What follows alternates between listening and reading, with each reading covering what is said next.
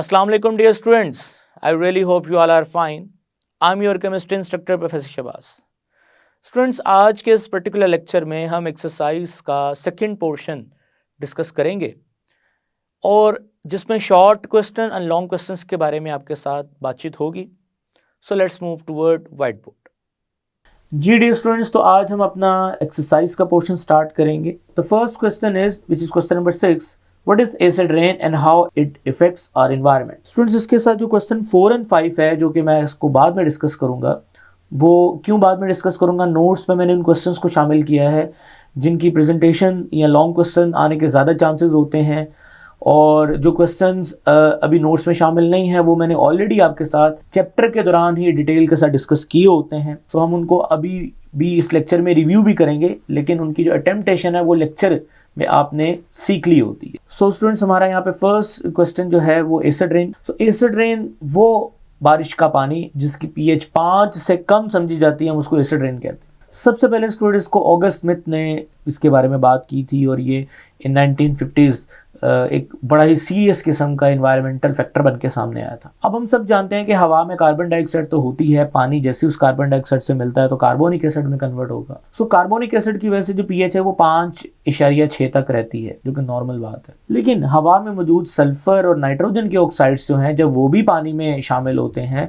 सो उससे हमारे पास तेज़ाब बनता है, और उस तेज़ाब की वजह से पीएच जो है वो 5 से भी कभी कभार लेस देखी गई है. सो वो बारिश का पानी जिसकी पीएच 5 से भी कम हो due to presence of H2SO4 या NO2 NO3, सो हम कहते हैं कि वो जो बारिश का पानी है वो एसिडिक है. अब the acid get mix with rain, अब ये एसिड बनेगा, अब ये सारा डिटेल से आपको बताया हो. स्टूडेंट, इसके जो इफेक्ट्स हैं वो क्या हैं, वो भी 1 बाय 1 हमने आपके साथ डिटेल से चैप्टर में डिस्कस किए गए हैं. खैर, आपको पेपर में अगर एसिड रेन आएगा खाली, उसके कॉजेज आएंगे तो डिस्कवरी आप अलग लिखेंगे, कॉजेज आप अलग, यानी 3 हेडिंग्स बना के आपने ये लॉन्ग क्वेश्चन अटेम्प्ट करना. Discovery, causes of acid rain, ये सारे कॉजेज आपके साथ डिटेल से डिस्कस किए गए. इफेक्ट्स सारे डिटेल के साथ डिस्कस किए गए हैं, जिनमें पहला जो इफेक्ट है वो वाटर बॉडीज़ के ऊपर है. वाटर बॉडीज़ किस तरह से डैमेज हो रही हैं, उसमें फिशेस को क्या नुकसान हो रहा है, बर्ड्स जो हैं वो कैसे डैमेज हो रहे हैं, उससे उनकी सेहत पे कैसे असर पड़ रहा है. उसके अलावा फिशेस में जो गिल्स हैं उनको क्या फ़र्क पड़ रहा है. इसके अलावा acidification of the soil can leach nutrients and damage leave and plants and growth of forest. ये सारे फैक्टर्स आपके साथ ना इफेक्ट्स एसिड रेन के ऑलरेडी हमने डिस्कस किए हुए हैं. जी स्टूडेंट्स, नेक्स्ट क्वेश्चन हमारे पास है question number 7. What is smoke? Explain the pollutant which are the main cause of photochemical smoke. Students, अब ऐसा है कि ये हमारे पास स्मोक से क्या मुराद है ये तो पता है. A type of fog in which smoke and soot in it is called smoke. Soot को हम डस्ट पार्टिकल्स अब इसको कह सकते हैं. Type of smoke, there are 2 type of smoke, reducing smoke and photochemical smoke. Student, जो reducing smoke है ना, उसको क्लासिकल या लंडन या सल्फरस स्मोक भी कहते हैं. ये ऑलरेडी आपके साथ बात की जा चुकी है. फोटोकेमिकल स्मोक जो है वो ऑक्सीडाइजिंग स्मोक भी उसको कहते हैं. सो अगर रिड्यूसिंग स्मोक की बात की जाए तो it contain high content of SO2. It is chemically reducing in nature and is known as reducing smoke. It main cause is combustion of coal. Students, next हमारे पास जो टाइप थी वो फोटोकेमिकल स्मोक थी, उसको ऑक्सीडाइजिंग स्मोक कहते हैं. Oxidising smoke क्या है? It consist of higher concentration of oxidants like ozone and it also termed as oxidizing smoke. It is yellowish brownish gray haze which is formed in the presence of water droplet and chemical reaction of pollutant in the air. It has unpleasant odor because it is gaseous component. The main reactant of photochemical smoke are nitric oxide and unburnt hydrocarbon. Nitric oxide is oxidized to nitrogen dioxide within a minute to an hour depending upon the concentration of a pollutant gas. The yellow color of photochemical smoke is due to the presence of nitrogen dioxide. So ये सारा कुछ detail के साथ आपके साथ regular lecture में हमने हर point को डिस्कस किया हुआ है. अब यहाँ पे the condition of smoke formation, smoke के बनने की क्या कंडीशंस थी.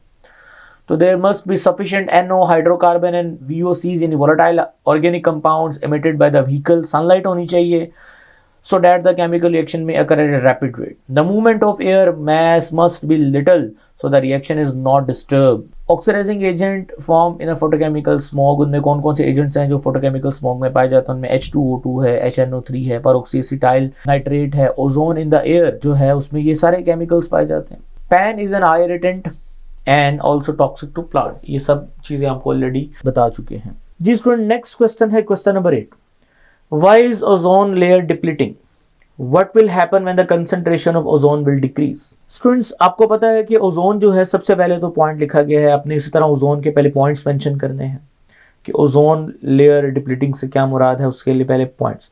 ओजोन जो है ना वो एलोट्रोपिक फॉर्म है ऑक्सीजन का। It has low boiling point and present in very small concentration throughout the atmosphere. The amount of ozone in the atmosphere is expressed in Dobson unit.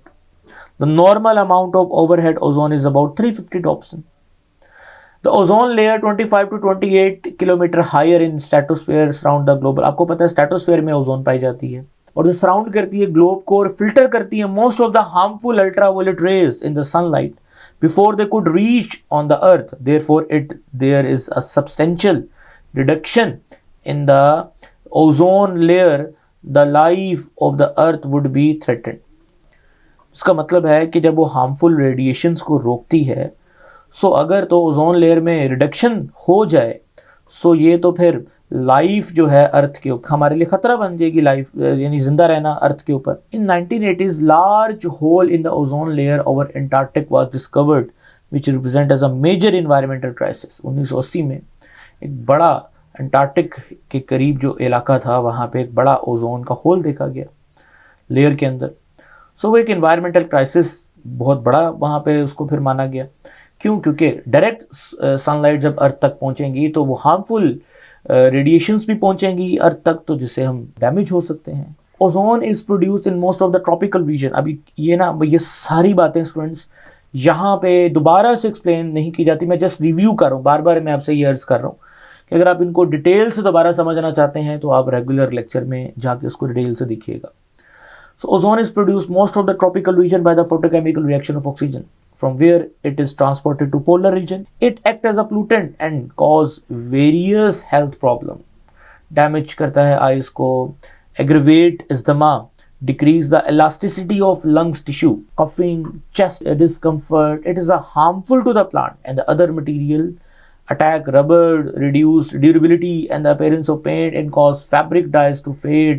The amount of ozone is less in the region closer to the equator. Equator के पास जो region है वो कम, उस पे ozone कम है। Ozone hole क्या है? Ozone hole, the thickness of ozone layer is been decreased over Antarctic during the springtime since the mid 1970s. By the mid 1980s, the loss in ozone of some altitudes over Antarctic result in is about 50% depletion of the total overhead amount. The region in which ozone depletes substantially in every year during September-November is now termed as ozone hole. अब ये क्या ozone hole के बारे में informations दी गई हैं students, ये detail इसकी सारी डायग्राम के साथ मैंने आपको रेगुलर लेक्चर में पढ़ाई हुई है। अगेन आपको ये सारी बातें मैं दोबारा से रिव्यू इसलिए करवा रहा हूँ ताकि आपके दिमाग में रिकॉल हो जाए। The concentration of ozone in a stratosphere is been depleting through various chemical reaction not only by above Antarctic but whole worldwide. The stratosphere where the ozone layer exists in the atmosphere is approximately 15 to 40 kilometer altitude and it just above that troposphere which extended in altitude 0 to 5 kilometre from the earth. यानी troposphere के ऊपर ही है ना stratosphere, जहां पे ये ozone पाई जाती है। The temperature in troposphere decrease with the increase in altitude from 15 to -56 degree. The temperature in the troposphere decrease with the increasing altitude from 15 to -56 degree. Students, it is because the air near the earth is heated by the radiation emitted from the earth. आपको पता है मैंने global warming का concept आपको बताया था, उसमें carbon dioxide का क्या रोल था टेम्परेचर को इंक्रीज करने के लिए। सो जैसे जैसे हम ट्रोपोस्फेयर में ऊपर मूव करेंगे कार्बन डाइऑक्साइड की कंसनट्रेशन कम होने से टेम्परेचर जो है वो डिक्रीज होता है। वो सारा कुछ आपको मैंने एक्सप्लेन किया हुआ है। Whereas the temperature in a stratosphere increase with the increase of altitude -56 degree -2 degree. The ozone is the main chemical species present in the stratosphere which absorb the ultraviolet radiation and increase the temperature in the upper part of the ozone layer. अभी सारा detail से मैंने आपको बताया हुआ है कि किस तरह से आप ट्रोपोस्फेयर में एल्टीट्यूड में मूव करोगे तो ट्रोपोस्फेयर में टेम्परेचर जो है वो डिक्रीज करता है, स्ट्रेटोस्फेयर में टेम्परेचर जो है वो इंक्रीज करता है। -56 डिग्री से -2 डिग्री तक इंक्रीमेंट क्यों आता है, ओजोन लेयर का उसमें क्या किरदार है, ओजोन होल क्या है, डिप्लीशन कैसे हो रही है, आगे role of chlorofluorocarbon in destroying ozone उसका क्या किरदार है, किस तरह से ये क्लोरोफ्लोरो जो है वो ओजोन को डिस्ट्रॉय कर रहे हैं। तो ये सारी बातें हमने रेगुलर लेक्चर में पढ़ रखी हैं। अटेम्प्ट कैसे करना है पेपर में उसके मैंने आपको प्रॉपर हेडिंग्स और कंटेंट प्रोवाइड कर दिया है। ये बुक वाला ही कंटेंट है जो मैंने सारा यहाँ मेंशन किया हुआ है। सो मैं आपसे यही रिक्वेस्ट करूँगा कि आप कोशिश करें जो मैंने कंटेंट आपको प्रोवाइड किया है पेपर में क्वेश्चंस अटेम्प्ट करने के लिए, इसी तरह से आप पेपर में क्वेश्चन अटेम्प्ट कीजिएगा। स्टूडेंट्स अब आगे मूव करते हैं नेक्स्ट क्वेश्चन की तरफ, which is question number 15 in between question number 9, 10, 12, 13, 14 जो है वो हम डिस्कस करेंगे, लेकिन पहले हम क्वेश्चन नंबर 15 को डिस्कस कर लें। What are leachates? Students the ground water which seep in the landfills, यानी रसना शुरू कर देता है in landfills, and the liquid from the waste itself are percolate through the refuse is called leachates। Students ये तो रही leachates की definition. अब चलते हैं आगे इनके पॉइंट्स की तरफ। The gases which are produced in landfills from the waste are methane, ammonia, hydrogen sulfide and nitrogen। The leachates contain volatile organic acids such as acetic acid, various fatty acids, bacteria, heavy metals, salts of common inorganic ions such as calcium। The micro pollutant present in municipal solid waste, यानी जो घरेलू solid waste होता है जिसे कूड़ा करकट बोलते हैं, include common volatile organic compound such as toluene and dichloromethane. अच्छा स्टूडेंट्स, वैसे तो मैंने लीचेट्स के बारे में आपको बता रखा है, लेकिन थोड़ा सा मैं यहाँ चाहूँगा मैं इसको दोबारा से थोड़ा एक्सप्लेन कर दूँ।